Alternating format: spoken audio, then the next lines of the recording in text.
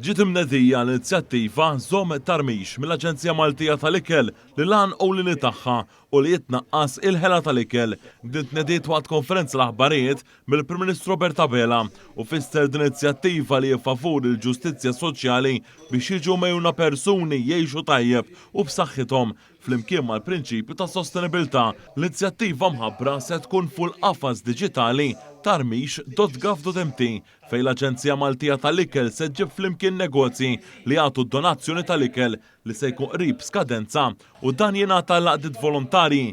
B'dan il-qafas se titjieb l-effiċjenza, tiżdied it-trasparenza u tonqos il-ħela tal-ikel. Il-benefatturi li huma n-negozji se jkunu jistgħu jikkwalifikaw għal inċentivi fit-tnaqqis fit-taxxa.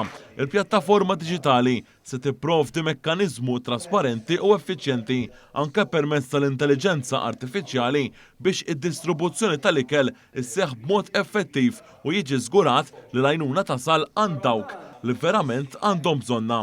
Il-Prim Ministru Robert Abela għalli minn barra l-għanewlieni ta' din l-inizjattiva kontra l-ħela tal-ikel hemm miri oħrajn fosthom li jintlaħqu aktar nies bit-tqassim tal-ikel minn għaqdiet volontari u anke bil-beħ ta' prodotti tal-ikel bi prezz imraħħas. U llum qed imorru għal pass li jmiss li qed nitħattu dwar il-kwistjoni li niżguraw l-affordabilità tal-ikel u għalhekk dan huwa patt soċjali illi jaqqat ma' dak li konna għamilna fl-iskema Stabbiltà. Stabbiltà kienet f'kuntest li ridna niġġieldu l-inflazzjoni fuq il-prodotti tal-ikel, illum qed nitkellmu tema aktar wiesa ta' affordabilità ta' ikel li niżguraw li ikel ta' kwalità ma jintremiex anke biex inkunu lejali lejn il-prinċipju tagħna tal-ġustizzja soċjali. Min-naħa tiegħu il-Ministru għall-Agrikoltura Anton Refalo saħaq li l-Gvern qed jieħu azzjoni konkreta u fl-istess ħin issaħħaħ il-ġustizzja soċjali kif ġie mwiegħed fil-manifest elettorali Malta flimkien. Il-Kap Eżekuttiv tal-Aġenzija Maltija tal-Ikel Brahim Vella qal li din l-inizjattiva se ġġib bidla fil-mentalità bl-ikel bħala riżorsa